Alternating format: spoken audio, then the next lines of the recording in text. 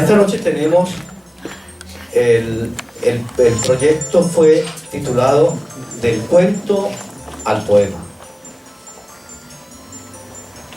basándonos en algunos cuentos y pidiéndole el favor a algunos de los escritores de poesía. Digo escritores, bueno, yo poesía no he escrito, yo mayormente es ensayos y eso, pero de todas maneras aquí me atreví y también quise participar de este proyecto que me encantó. El programa a seguir será el siguiente. Primero vamos a tener una lectura sobre un personaje típico de Río de Oro, porque estamos con esto del cuento, ¿no? No todos los cuentos son para poesía. Quizás a todos un poeta les pueda escribir, pero en esta noche solamente tenemos cinco poemas producto de dichos cuentos. Entonces, el primero tenemos a Martina, un personaje que yo no conocí, pero algunos de aquí sé que sí lo conocieron. En segundo lugar tenemos la presentación sobre el cuento y la poesía de las ánimas. En tercer lugar vamos a tener el cuento y la poesía sobre el perro blanco. En tercer punto vamos a tener aquí en vivo al señor Eduardo Páez, quien nos va a contar, valga la redundancia, un cuento, y de él pues también viene una nieta suya a leernos un poema escrito por un hijo de él, por Eduardo Páez Osorio, porque el objetivo principal es ese, como enredar 3, 4, 5 generaciones dentro de esta actividad. Como cuarto tenemos algunas presentaciones de declamación y de cuenteros o cuentero. Luego tenemos como quinto el fraile, el pozo de los frailes. Ya de pronto algunos leyeron el cuento, porque en las carreras de acomodar la revista nueva de Helicón, nos quedaban 2 hojas y no teníamos previsto como ese plan B. Entonces tocó recurrir al cuento que precisamente yo trabajé y que me contó, bueno, no me voy a adelantar porque ya se van a enterar de eso, cómo llega a nosotros ese cuento. Como sexto tenemos otro cuento que se titula El milagro y la vaca. Ya ustedes van a saber por qué.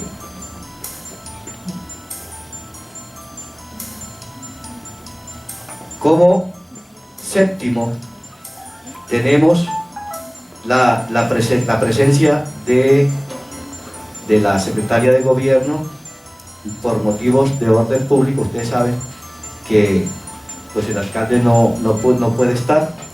Incluso la secretaria, para poder estar, se vino casi que en ropa de combate allá rural, en donde estaba, pero aquí está con nosotros. Por favor, recuerden que estos eventos, todo este mes, se pudo realizar gracias, obviamente, a la alcaldía. Gracias a todos los artistas que de una u otra manera se vincularon, escribiendo, cantando, ejecutando un instrumento, contando una historia, bueno, cualquiera de estas cosas. Pero además de ellos, y que sin ellos no se pudiera hacer esto, pues también tenemos que mencionar al alcalde, a Carlos Albeiro Meneses Pérez, quien siempre que le hemos tocado las puertas ha sido receptivo hacia nuestro llamado.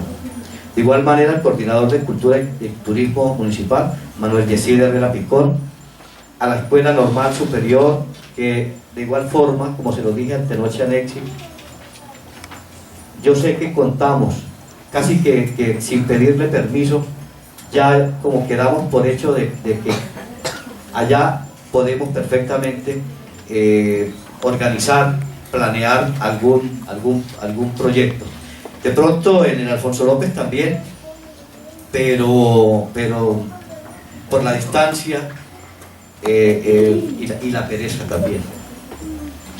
Al Colegio Alfonso López, porque no solamente la normal en el sentido que les acabo de decir, sino también el Colegio Alfonso López, porque sin los estudiantes, sin los docentes de las instituciones educativas, pues obviamente que no podríamos mover el personal infantil y el personal juvenil que se vinculó, por ejemplo, con el concurso de poesía, que este año se pasó de 30 que hubo el año pasado a casi 70 que tuvimos este año. De igual forma, al Centro Educativo Venadillo, al Centro Educativo de Los Ángeles, que también se vincularon, a la Fundación Construyendo Tejido Social, al señor Juan Elkin Picón Mendoza, que lo tenemos allá a la mano, y por consiguiente cualquier cosa que necesitemos corremos y allá encontramos de una aguja para arriba. A Construdiseños La Roca, del arquitecto Pablo Herrera Álvarez, de la empresa Agua Estelar, que es la que nos ha tenido tomando agüita más pura, un poquito más purificada quizás, pero bueno, ellos nos donan esa agua. A Ferrete Gómez, a la Droguería Médica de Carlos Arturo Rueda, a Martín Casadiego Santana, el personero municipal, a los hermanos Víctor y Said Barbosa Sánchez. De estar tan lejos lo ha llevado a recordar y a escribir bastante, sobre todo obviamente sobre los personajes que él conoció y que él vivía. Con nosotros entonces vamos a leer de José Hilario Yepes Quintero su relato sobre Martina o las chamisas de Martina. Mira, allá va Martina. Martina fue una eterna caminante de cerros y calles del pueblo. Siempre arrastraba un montón de tallos secos en medio del silencio. A Martina no se le conoció la voz. La mujer, pobremente vestida, con ropas viejas y llenas de manchas de los montes vecinos al pueblo, arrastraba en forma permanente, de día y de noche, un ruido como cascada de agua, cayendo como manos delicadas sobre la peña. Martina caminaba en las calles empedradas, arrastrando un polvo fino de los cerros de los Cristales y detrás del Cerro de la Virgen, en unas tierras áridas donde crece libremente el silencio de fantasmas. Martina, la mujer de las chamisas, deambulaba con sus pies morenos agitados por el eterno trajín del caminar. Llamaba la atención de esta mujer silenciosa que siempre sobre sus chamisas sobrevolaban pájaros y mariposas de varios colores y sus hermosos cantos, mientras ella con su silencio y ruido de chamisas contra el piso producía un espectáculo musical digno de grabar y filmar. Pero en esa época todo era silencio. Y no habían inventado la grabadora y menos la filmadora. Por ello, esas canciones de pájaros quedaron ocultas en la memoria de los que conocimos a la mujer. Mira, ahí viene Martina. Los niños corrían al verla pasar con los pájaros apostados sobre los hombros y en la cabeza, viajando en las chamisas musicales.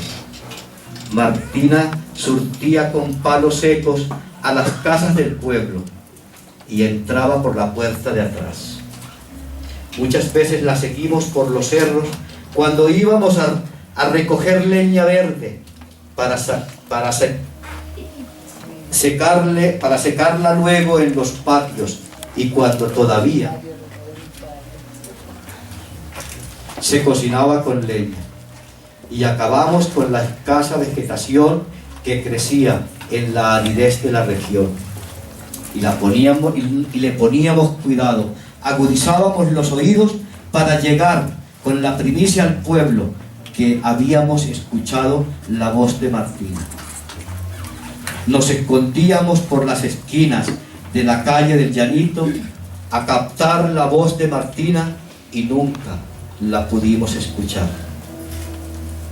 En cierta ocasión, Martina descansaba al pie del aljibe en una casa del carretero, y para descubrir la voz misteriosa estuvimos todo el día observando los movimientos desde la mañana, aguantando hambre y sed.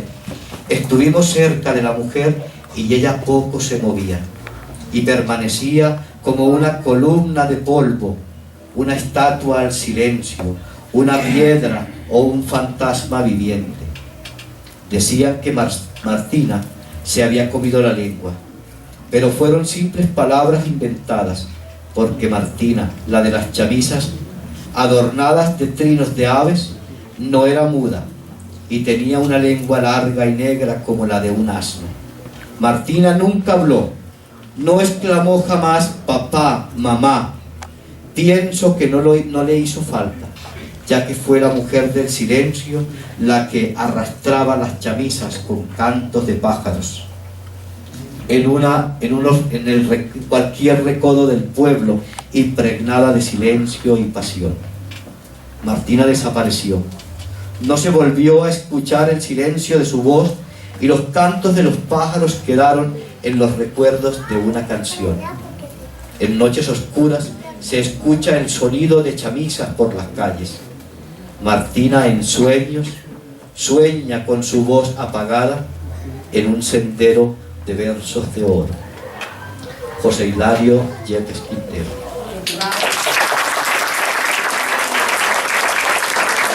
Qué bueno que él, desde la distancia, recupere toda esta tradición de estos personajes típicos y nos los traiga, nos los dé a conocer, aquellos que no conocimos, aquellos que alcanzamos a conocer. Esta es una tarea que tienen los que me aventajan a mí en algunos años. Hay que recordar y hay que recoger para que quede como memoria viva de lo que ha sido Río de Oro a través de su historia.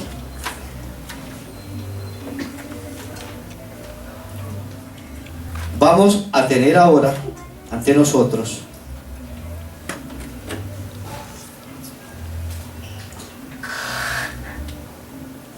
a la señora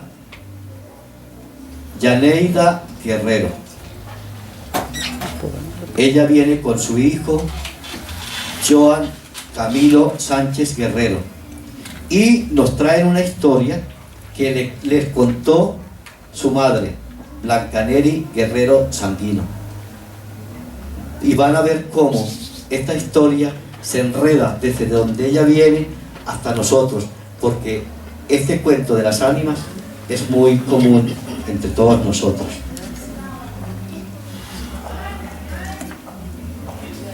Entonces, Yaneida, aquí le dejo y el micrófono y la palabra es suya. Perdón, quiero explicar que primero vamos a leer el poema. y luego se leerá el cuento para que ustedes vean de dónde surgió ese poema. Entonces, ojo con la temática. Primero se lee el poema y luego se lee el cuento.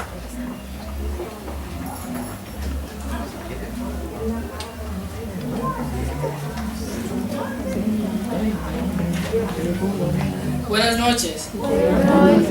Les vamos a presentar el poema Ánimas.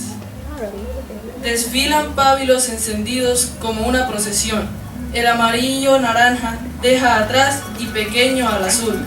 El azul oscurecido se engrandece y recusa al amarillo. Los primeros pábilos seguros de su bonanza sérica, en blanco vestido recorren el camino mundano. Al malvado y desprevenido han de preterir. Los segundos en su decadencia negra y transitoria, al malvado y desprevenido lo han de enganchar. El viento sopla y los pábilos en su vacilar, ni los primeros y segundos se apagarán. Se pasean después de medianoche, al final de su largo vestido, sus pies no vas a torear. Las súplicas de una oración, solo las primeras pueden percibir. Las segundas sordas llenas de maldad a cualquiera que encuentran para trocear. Gracias.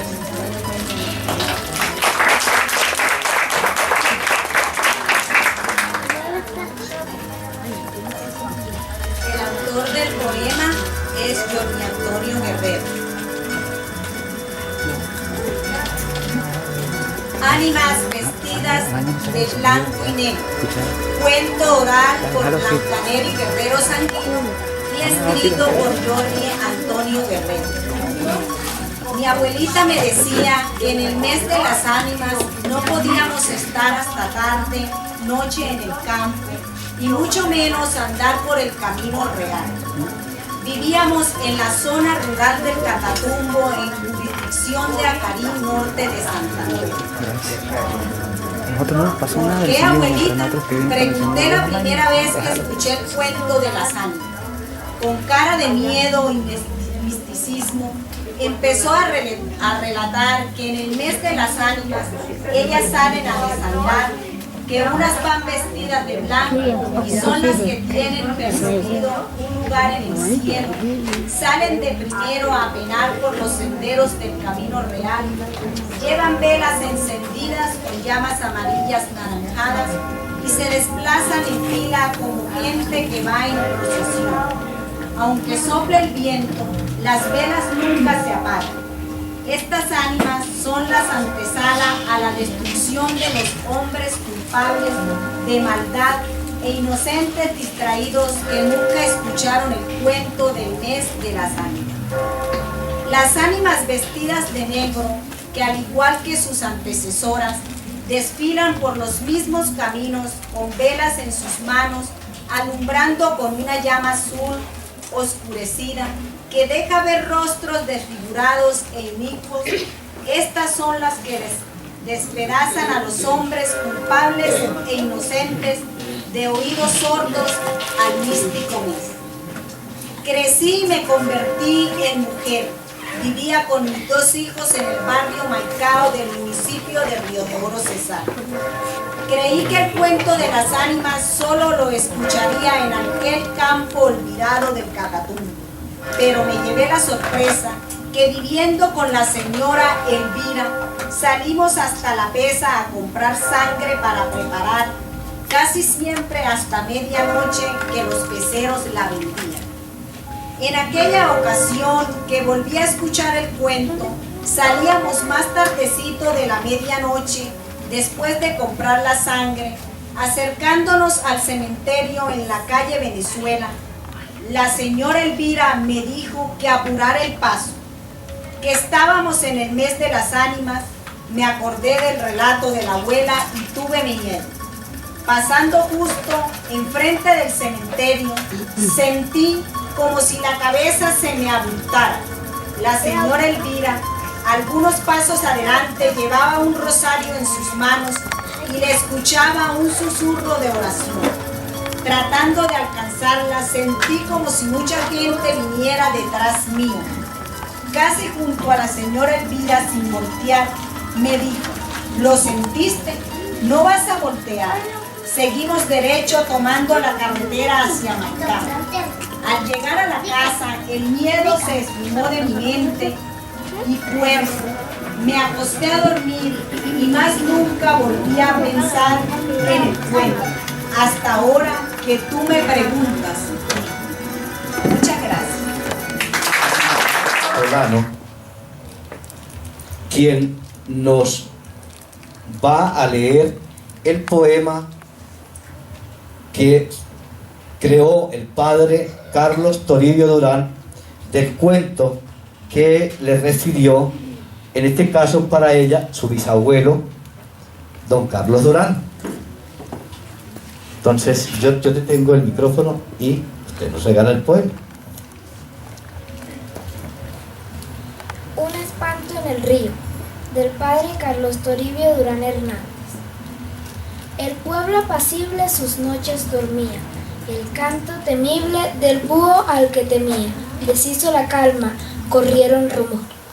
Cristóbal Santana hacía poco había muerto, su espíritu en pena de males cubierto, vagaba en las sombras de noches de frío. Su pena pagaba a orillas del río, por tantos errores de su vida impía. La noche del lecho los perros aullaban, el río en su lecho misterios guardaba de miedo y de muerte. La nueva mañana brilló los cristales, y un perrito halló con signos de muerte sin testa ni sangre. La gente decía, Cristóbal Santana su pena cumplía, su espíritu en pena mató a aquel perrito que nada debía. De luces llenaron las noches del río, se fueron las sombras, aullidos y miedos, se fueron con ellos fantasmas y espantos. En noches de ahora, de luces y ruidos, exclama la gente, la muerte está cerca o alguno murió, al fúnebre canto del surrucucú. Gracias. Qué hermoso poema. Bueno, miren que se subió el sonido. Cómo van saliendo, cómo se van dejando piezas que mañana más tarde van a ser parte de nuestra literatura. Ahora veamos de dónde sale este poema. Pues en los años 40, una noche se oyó unos aullidos de los perros y se comentaba el difunto Cristóbal Santana, que le había salido al papá y le había dicho que él tenía que matar gente, sería. Entonces él le dijo que no se pusiera, que saliera a donde hubieran animales. Entonces una noche se oyeron los aullidos y la difunta Carmen Ruedas, como ella lavaba mote y componía las patas y eso es una perrera que se formaba ahí antes de la carretera, fue eso. Y una noche se oyó los aullidos cuando apareció al otro día un perro blanco de mi tío Teodoro, escabezado, el solo cuerpo, sin sangre, y la cabeza no apareció en ninguna parte. Entonces se decía que él estaba en penas. Diga dónde.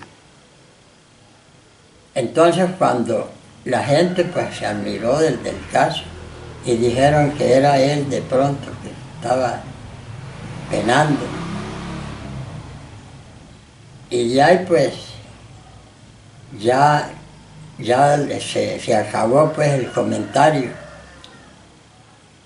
y que le había salido al papá viniendo de Ocaña con una cuchilla prendida así en candela y que él le había dicho eso, que tenía que despedazar a la gente.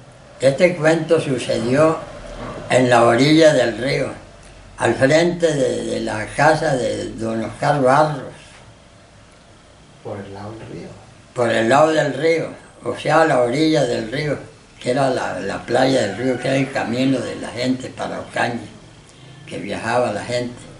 Ahí apareció el perro Y la gente pues se admiró.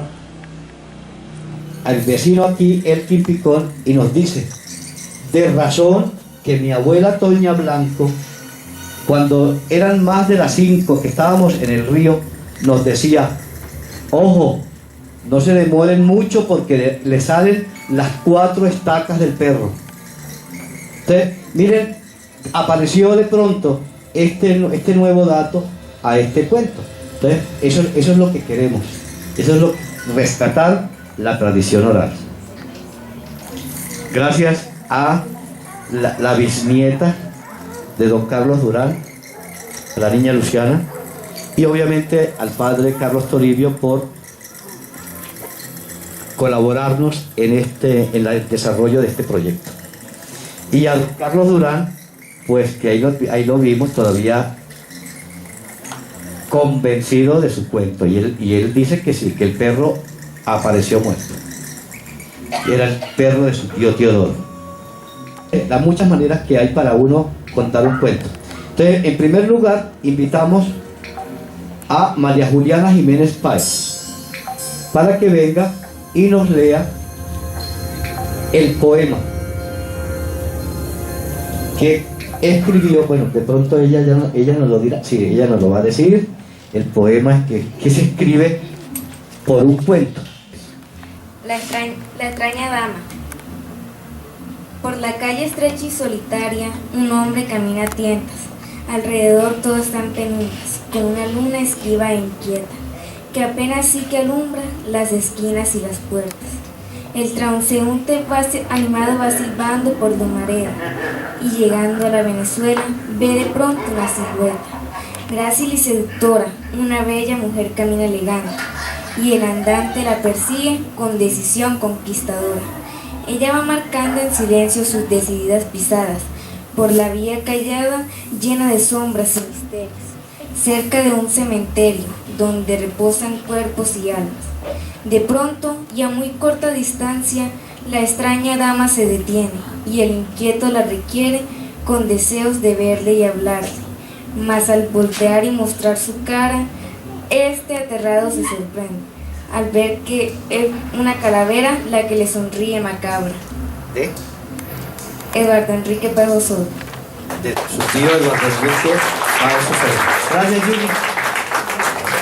Y voy a invitar al autor, digámosle en cierta manera, y cuéntenos qué fue lo que pasó, de dónde, por qué esa poesía. Buenas noches. El contenido de la anterior poesía es sobre un cuento que yo siempre le escuché a mi familia cuando yo era niño. Resulta que mi abuelo Pacho Picón, él era muy enamorado y también le gustaba de vez en cuando el traguito. Pero una noche que venía de El Llanito, resulta que al llegar a Lumareda vio que subía una muchacha, una jovencita muy bonita, ¿no? Entonces él la siguió enamorándola, le iba diciendo una cosa y la otra, pero la muchacha no volteaba otra vez a mirar. Cuando ya llegaron a la calle de Venezuela, que era donde él vivía, la muchacha volteó y lo miró y resulta que era una calavera, ¿no? Entonces, mi abuelo, pues, en semejante asunto, pues se privó. Y los familiares viendo que no llegaba, entonces salieron, ¿no?, a esperarlo, a ver qué era. Entonces vieron que alguien estaba tirado en la calle, ¿y quién era? Mi pobre abuelo, por estar de enamorado. Pues, qué interesante esa historia. Pero no se me vaya de aquí, porque me dicen que, y yo ya le he escuchado algo, que además de este cuento, usted tiene otras anécdotas anécdotas o historias muy bonitas, muy interesantes, que de pronto nos quisiera compartir. Si tiene otro cuentecito por ahí guardado. Bueno, nosotros nos criamos en una época en que en cada calle de nuestro pueblo había un espanto, ¿no? Entonces, y de paso pues no había luz.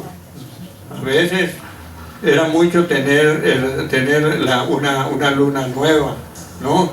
Entonces el temor más grande era tener que pasar por la quebradita, por ahí donde está la oficina de encargo, ¿no? Que siempre decían que veían un chulo que se paseaba quebradita arriba y quebradita abajo.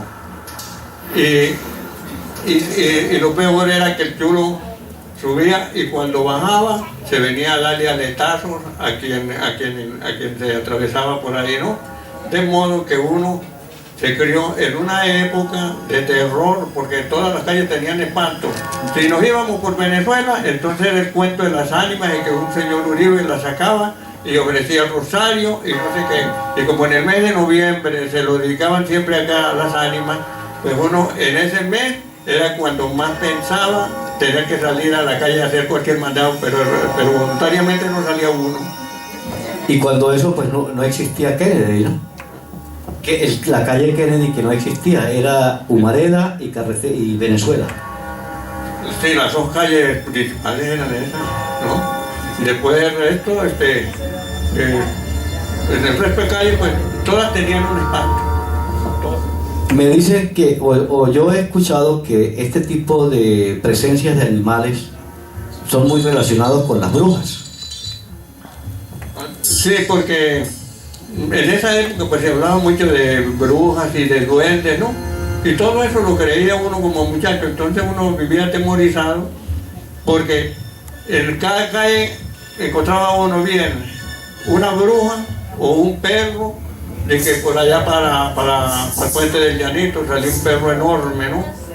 Y entonces uno, ¿qué le quedaba? Pues llegar a la casa tempranito. Ajá, antes de que le fueran a coger los espantos a uno por ahí, ¿no? Era una manera también de instruir, de transmitir valores, y transmitir respeto y transmitir también cierto horario para no estar a deshoras por fuera. Ahora otra cosa, ¿no? Por ejemplo, los abuelos tuvieron como medio de aconsejar a las hijas y a los hijos, siempre les decían: hija, busca a tu marido como el toro, que sea de buena sangre, porque después usted queda encartada, y no te bañes en pozo hondo, ni te cases con hombre de triple al hombro. ¿Pero por qué, papá? Digo, porque si te bañas en pozo hondo corres el riesgo de ahogarte, y si te casas con un hombre de triple al hombro, te estás casando con un borracho que no te va a responder para nada. Vean qué sentencia la que había, ¿cierto?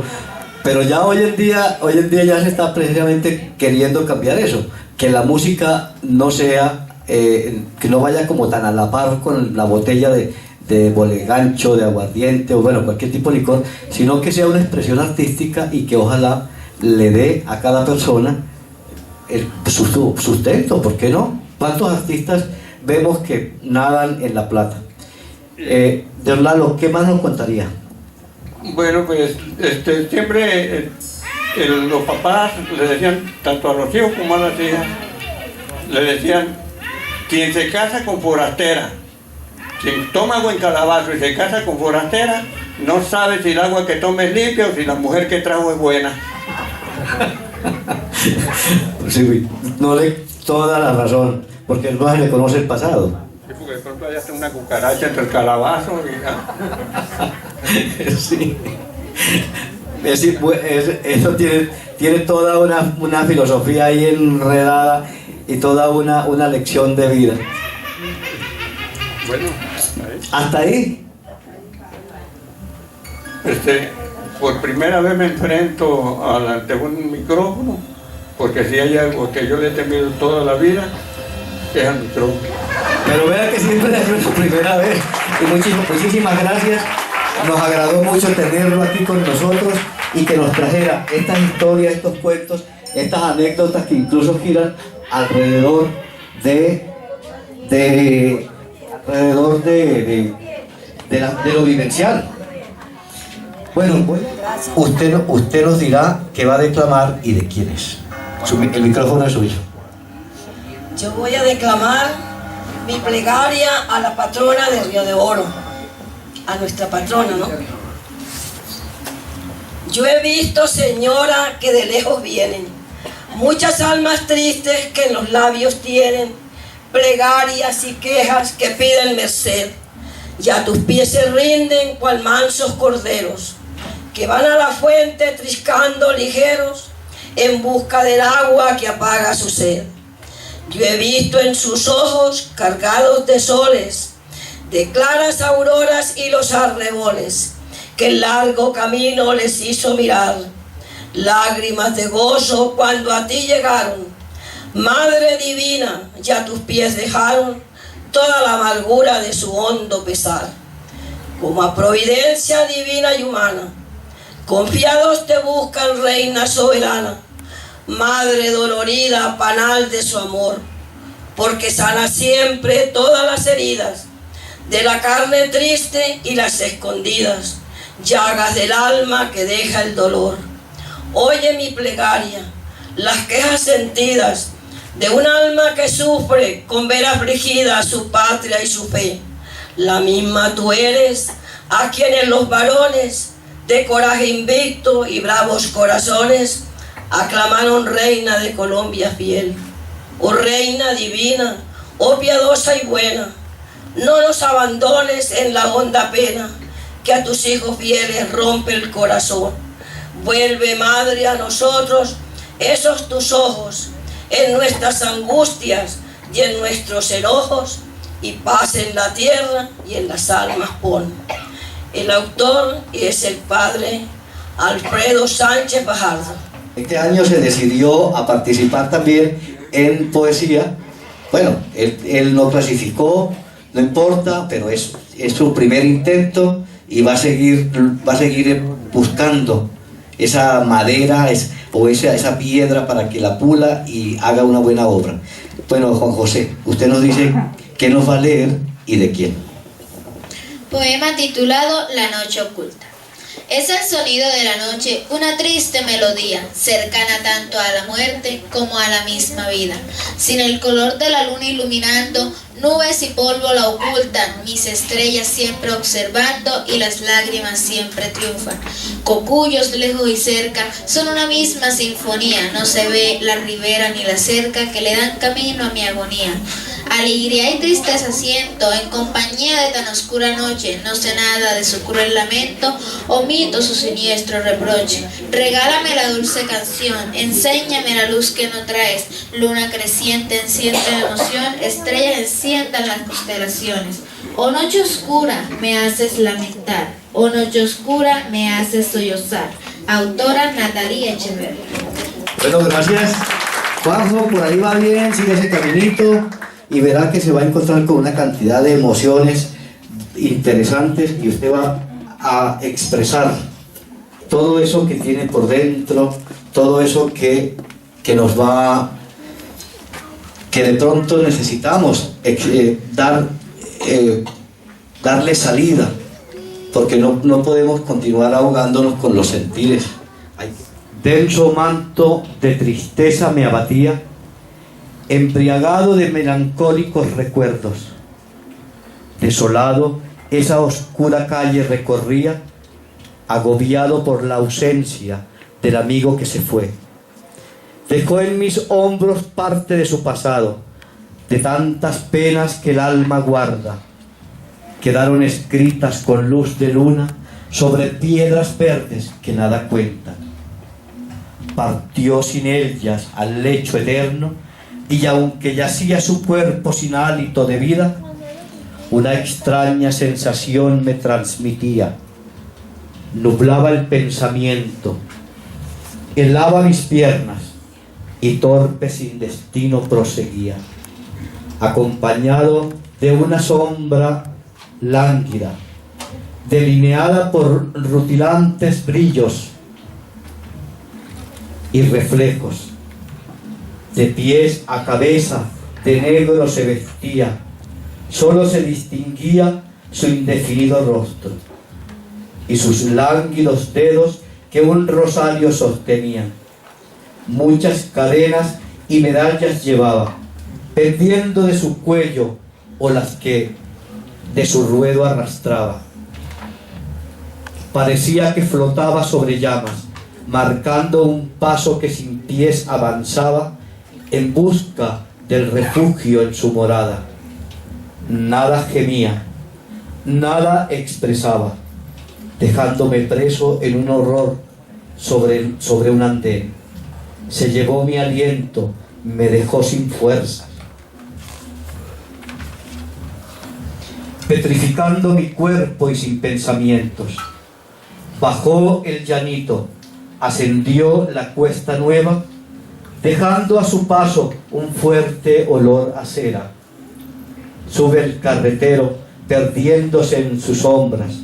Era un fraile que buscaba su convento, cargado de oraciones y mandas a la Virgen, encorvado por las penas y el peso de las joyas. Eran sus deudas que lo ataban a la tierra, bretes cobrados por las aguas del pozo. Asilo a un tesoro, su único baluarte, ya sin vida y sin las valiosas prendas, afloró en sus aguas quietas. Solo liberó su espíritu, el que aún divaga por las mismas calles tantas veces recorridas. Salía del camarín buscando el río, cauteloso entre las sombras que lo defendían, sombras que envuelven su pasado trágico, del fraile que vaga buscando su perdón, no encuentra paz tras tantos siglos, purgando esa pena que la codicia despierta. El suscrito. Gracias. Veamos ahora de dónde sale este poema. Muy honrado. Mi abuela Delfina opina, como se decía, una noche nos contó que a mi abuelo le había sucedido algo muy extraño. Estando en Los Vagos, en la Violeta de Los Vagos, llegó un joven a llamarlo porque un primo de él, llamado, no me acuerdo el nombre, es Herrera, que vivía en el llanito arriba, y estaba muy enfermo, entonces vinieron a llamarlo porque él lo estaba llamando. Él enseguida se vino a visitar a su primo Herrera, pero subió la quebrada y llegando al campo de los Caselles estaba el señor José María Caselles rezando en voz alta a las ánimas del purgatorio y le dijo: don Octavio, no se apresure, que para todo hay tiempo. Continuó el viaje y llegó al llanito arriba donde estaba su primo. Cuando llegó ahí estaba ya él en agonías y murió. Luego a las 12 de la noche mi abuelo volvió a salir para ir al campo de Los Vagos y bajando del llanito en el callejón de los frailes vio salir una persona, no la distinguió porque estaba muy oscuro, pero él se sentía que lo seguían, que los pasos le seguían y la cabeza se le fue poniendo muy grande, se asustó mucho, pero él siguió, continuó el viaje. Llegando a Cuatro Esquinas, se sentó en el andén y se quedó ahí sentado cuando vio que pasó un fraile vestido de negro, pero que le colgaban muchas cadenas de oro en el cuello y en la cintura, y por debajo del piso veía que eso era brillante. El fraile subió la calle Nueva y se perdió. Luego quedó un olor como a incienso y a esperma quemado. Ya cuando recobró fuerzas, siguió su camino otra vez a Los Vagos, cruzó el río y siguió hasta allá. Cuando llegó donde mi abuela le comentó lo que le había sucedido.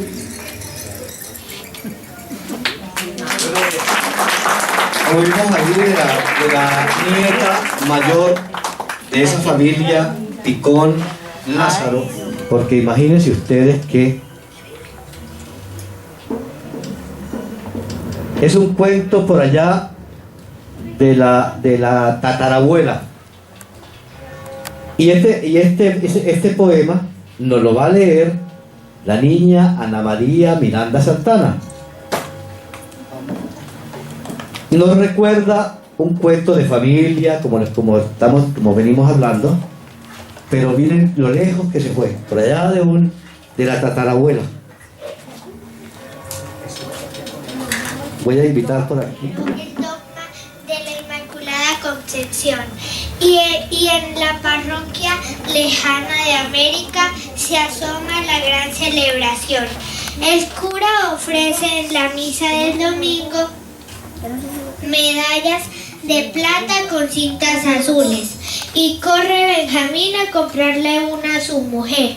Ella lo cuelga en su cuello y la llama Purilimpia. Epifanía se llama la mujer fuerte y católica. Pasaban los días y los meses del año jubilar. En la finca al verano seguía. El invierno la vacada en los toreos, en un mugir entero. En nubes negras veían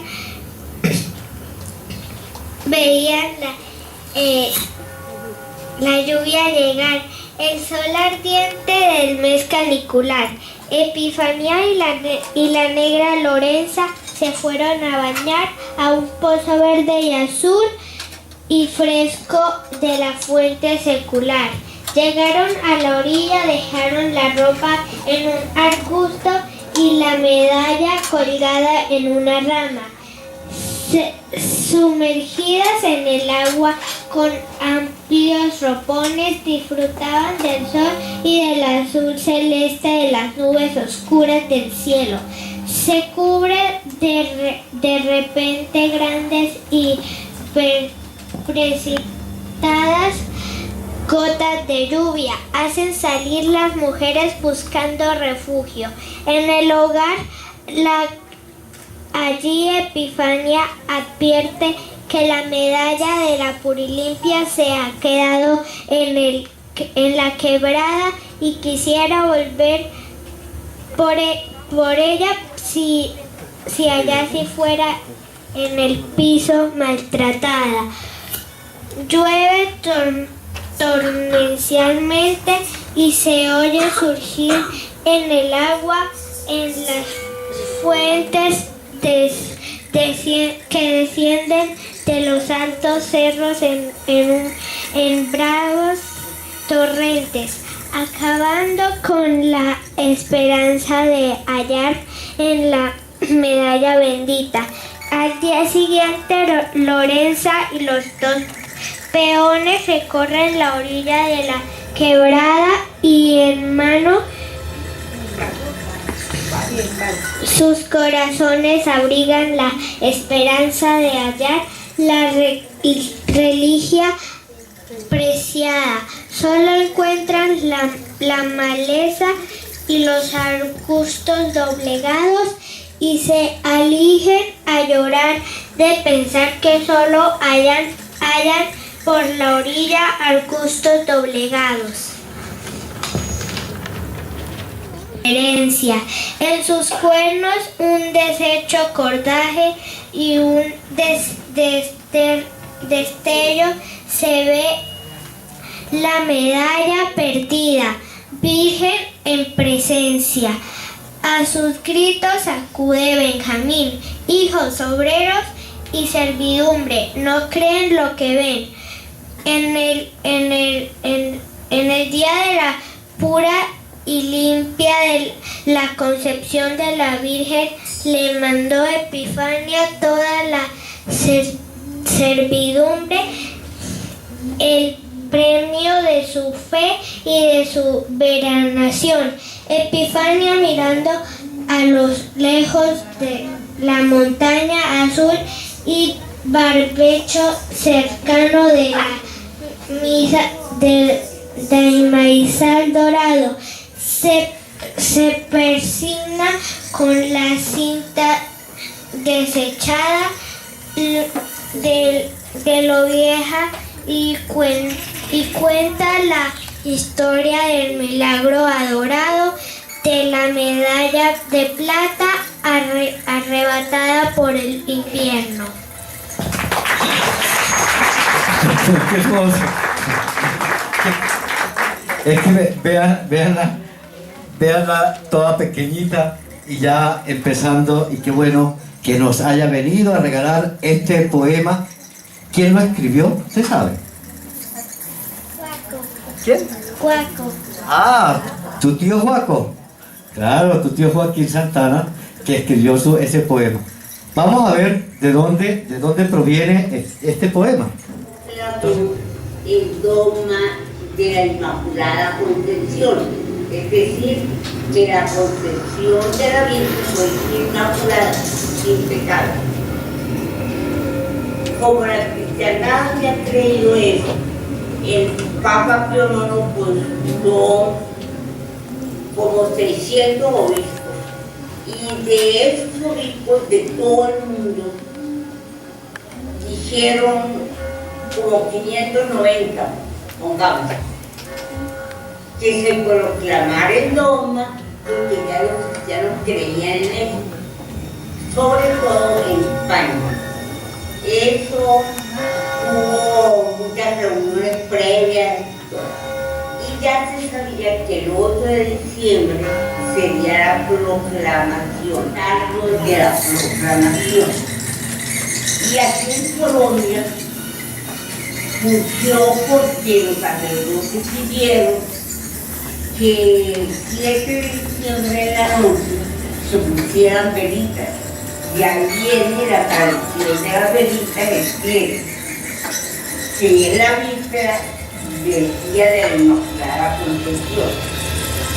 Este año, además de que se estableció esa costumbre, hubo misa solemne, procesión, muchos actos conmemorativos de la fecha.